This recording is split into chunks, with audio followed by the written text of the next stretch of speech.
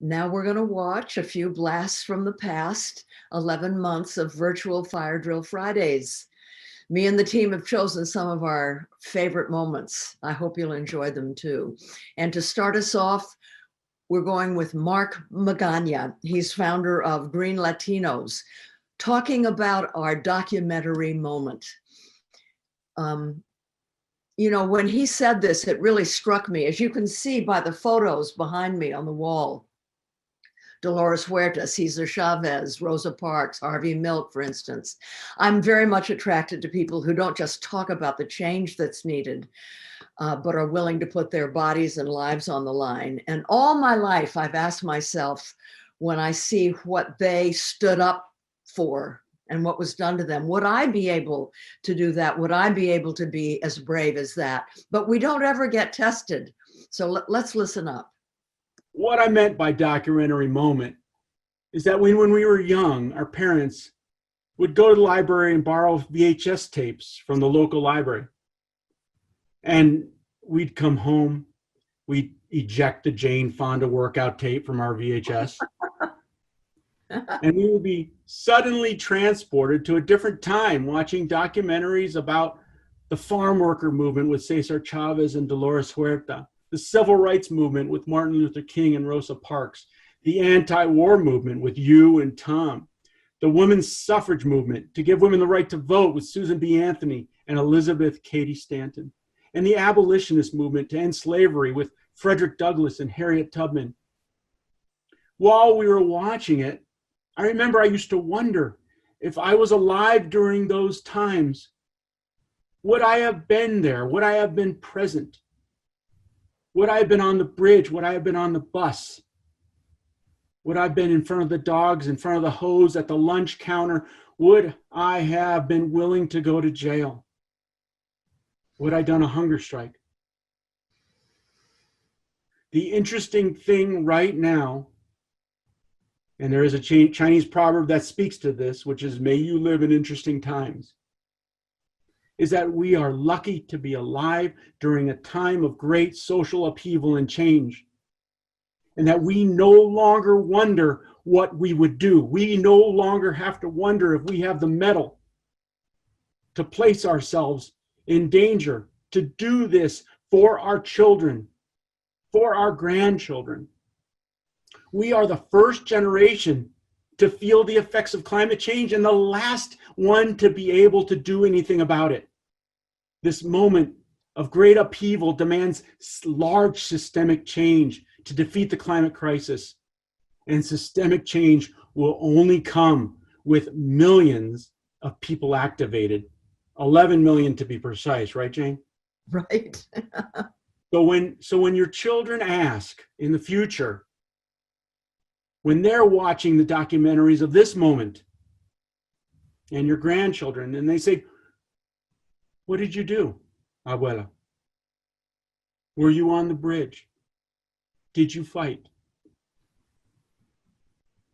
You don't want to be silent. You want to be able to say, I fought for you. In fact, you were there too. I had you on my shoulders.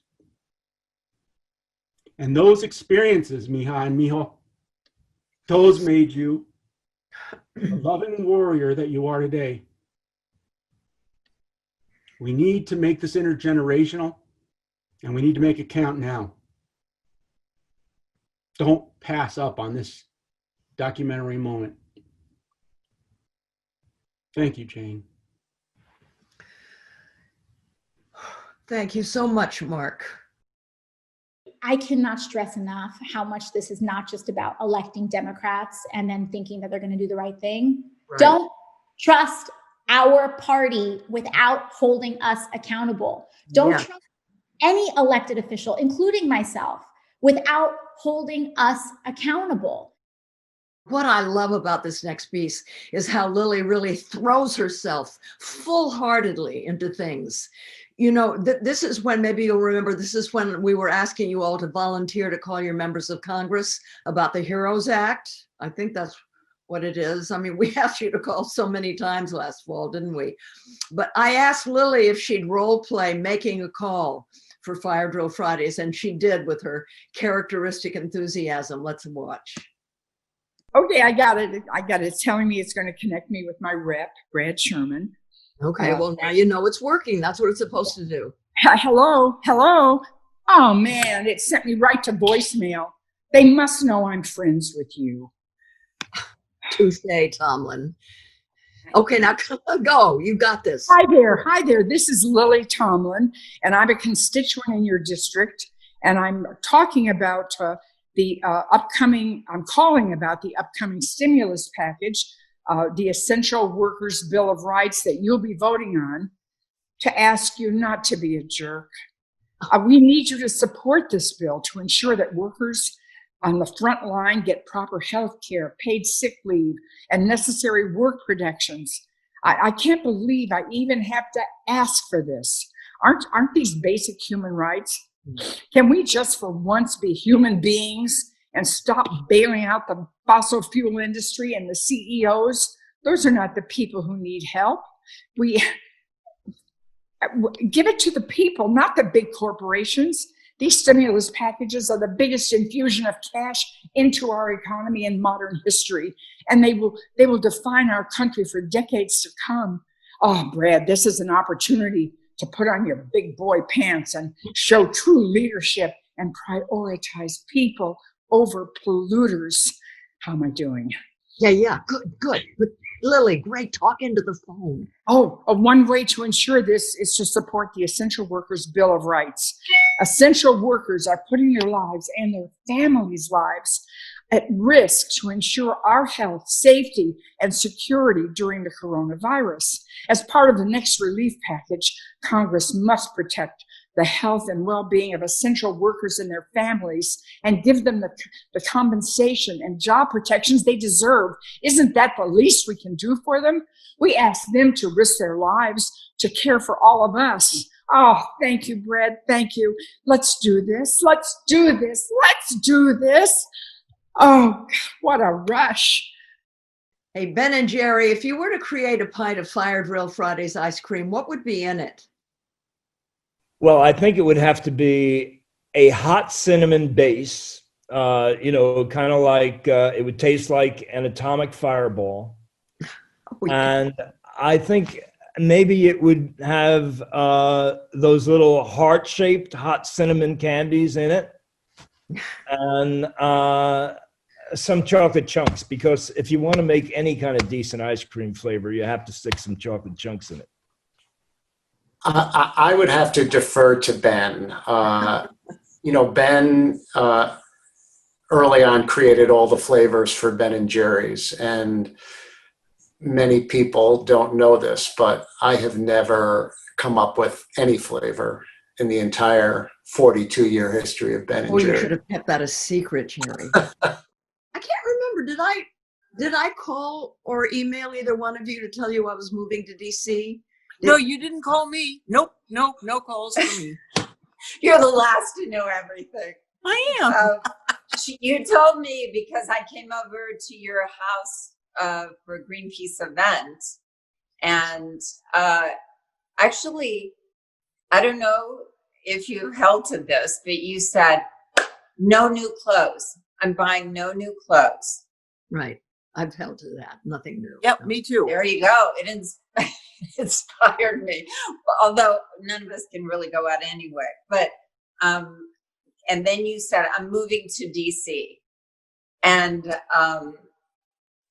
I was just so flabbergasted. But knowing you, there are some people that would say that to me and I would think, oh, it's something they're feeling of the moment. But when you told me, I knew you would move to DC. Yeah. I think I didn't though. I had no idea. Nobody told me. I didn't think you'd come. Oh, I think I did ask Mary to come, but she was working on the series that she's doing now. But her husband, Ted Danson, came and talked about. I saw that. Yeah.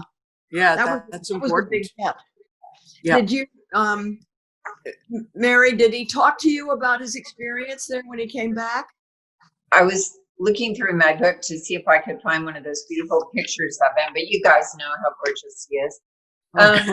He, you know what? He called me as soon as he was released from jail. And I knew by the sound of his voice that something really important had happened to him. And, you know, my husband, Ted Danson, for those of you who don't know, he spent the majority of his life in environmental activism, focused on mostly on the oceans. And he comes from an archaeologist's father, and he was raised with the Hopi Navajo people in Arizona. So the idea of leaving the earth a better place for your having lived on it is a theme that has been a part of our marriage and certainly a part of his life, and is one of the, to me, the sexiest, most beautiful things about him. But he had never been arrested before. And when you talk about these arrests, and you talk about it in the book with such kind of tenderness toward the fact that there are people to whom, you know, they've been arrested for reasons that are so far beyond their control. And then here's someone who chooses to get arrested. And you speak about that with great kind of insight. But I was blown away by how moved he was by the experience, and the feeling, even if it's for a little while, of being helpless because your hands are bound, and because you can't make a phone call, or you better have gone to the bathroom before you get arrested. They were kind and fair, but they didn't coddle anybody. And I think he was very moved by the experience of it, and also just by the collective energy that you all had, the joy in speaking out, the fact that it was so multi-generational, that there were people of all ages and young people not even old enough to vote, and then you know, our generation. And he was not the same after that experience. Yeah, in a good way. I hugged him when he came out to thank him. It's going to make me cry. And I said, thank you. And he took my face in his hands and he said, no, thank you, Jane. This has been important to me. And this was like our third Friday, you know, and we didn't know what was going to happen. So the fact that Ted Danson, who is a big deal, said this to me, that this had changed something in him. I mean, I can't tell you what it meant to me. That was when I knew it was going to work. There's so few opportunities in our life now where we can put our bodies in alignment with our deepest values. And it feels so good. And I could tell that he had experienced that. It was great. That makes me miss those rallies and actions in DC. I hope that we can all get together sometime in the next year and put our bodies on the line. And, you know, having Alexandria Ocasio-Cortez join us was one of my most favorite Fire Drill Fridays. And clearly it was an audience favorite. We had 600,000 people watching that one. I've chosen this excerpt because she so clearly explains why it's important to include justice in our solution to the climate crisis. You know, if we simply switch from fossil fuels to green energy that has the potential to be democratic and decentralized, but we don't create a more equitable, just democratic society in the process, what have we truly accomplished? So listen up. You know, I've heard a lot of people, environmental leaders too, say, listen, the climate stuff is great. The energy transition is wonderful. But why do we need to talk about racial inequity in this bill? Why does that all have to be in the same bill? Why do we need to talk about the needs of Native communities in the same bill as transitioning our energy sector? And the reason for that is that whether it is explicitly written into legislation or not explicitly written into legislation, every bill around energy, bad or good, has impacts and has an implicit a discussion about justice, even if there's nothing justice related written into it. And so when we talk about climate change, when we talk about energy transitions, when we talk about jobs, et cetera, there are communities that are more disparately impacted than others. You know, when we talk about even the transition away from fossil fuels and coal and oil and gas towards, you know, battery development, wind, solar, and other new technologies, those are real communities with real economies. We've seen this in Appalachia, the devastation of what has happened with the coal industry. And so if we don't consciously write in plans and protections for the people who are most likely to be impacted, then we are actively legislating injustice. And so climate legislation with justice at the core develops the plan, it addresses the policy, and it makes sure that no person is left behind. And you also, you know, you spoke to this as well.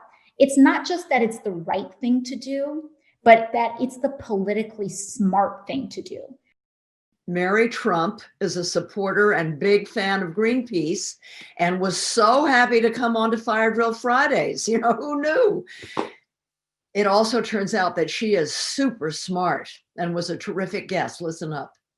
It's interesting because it's clear. Well, he says it. People don't love me. You don't love me. They don't love me. There's a need to be loved.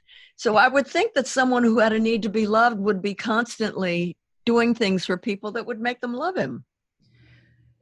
That's a great point, and it's actually one of the most tragic things about Donald, because of his very difficult early years. You know, my grandmother got very ill when he was 2.5 years old, and essentially was unavailable to him for about a year. So he was essentially abandoned and left alone and terrified because my grandfather, the sociopath, was incapable of fulfilling the caregiver role and was not even interested in it in any way. So basically, what happened over the years is my grandfather created Donald to be somebody who could fill his own needs, right? And money and power and fame came to stand in for everything else. So when money is the only thing that matters, and it stands in for love and affection and care and respect, you're always going to be craving it, but you're never going to be able to get it, because my grandfather also turned Donald into somebody who's essentially unlovable. Do you love him? I don't, which is an awful thing to say. But your empathy comes across. Well, you know, as a psychologist, it's really important to understand what happened to people when they were children in the context of the family system. And there are very, very few people who don't come from people with Donald's kinds of pathologies who don't come from some really horrible family. My grandfather is an exception. I think my grandfather was born a sociopath, but Donald, I don't believe was. He was turned into this man who was incapable of being loved, of loving, and of empathy. So I have enormous amounts of compassion for the child he was. You know, he and his siblings, including my father, and probably especially my father, suffered horribly. That doesn't mean he shouldn't be held accountable. You know, he absolutely needs to be held accountable. And, you know, as soon as we win in November, that has to be at the very top of the list. Coming off of what Mary Trump just said, you know, here's something that I've come to believe over my life. The committing of evil acts, of terrible things, that's the language of trauma. That's trauma speaking. And we can and should hate the evil acts, the terrible deeds, hate them. But we have to try not to hate the person committing them, the person who's been traumatized. We have to try to understand why that person committed the acts and not hate them. Because anger, and we should feel anger is righteous. Anger can make us do things about it. But hatred is toxic to us. Carrying that toxic burden of hatred damages us. So I want to encourage us to be angry about the damage that the Trump presidency did to people, to justice, to the truth, to the environment, and to democracy. But let's let go of hatred and work to enhance empathy. Let's try to be loving and patient with those who don't agree with us and continue to try and persuade them with facts and with lived experience. And here's another thing. It's really important that we take time to rest and reflect and recharge. It's easy to not notice how long we've been holding our breath, shallow breathing, tensing our shoulders until we finally let go and exhale. Let's all remember to breathe deeply and exhale over these holidays. Self-care is a revolutionary practice. And as we're fighting for a better, more sustainable world, let's remember to take care of ourselves. You know, the strength of our movement comes from our ability to sustain our work and be in it for the long haul. So we here at Fire Drill Fridays, as I said, are taking a short break. This is going to be our last show of the year. Over these next 2 weeks, take good care of each other. We made it through this year together. It moves me so much, I cannot tell you. It's what's kept me going this year, and it's going to live in our collective memory forever. I am so grateful to all of you for sharing this time with me and the powerful positive changes that we were able to make in the world. I'm proud of that, and oh, I hope that you're proud of that too. You should be. We're so happy Biden won. Now we're going to have to hold him accountable. And that's where Fire Drill Fridays comes in, because there's strength in our numbers. So happy holidays to all of you. I'm going to miss you. See you next year.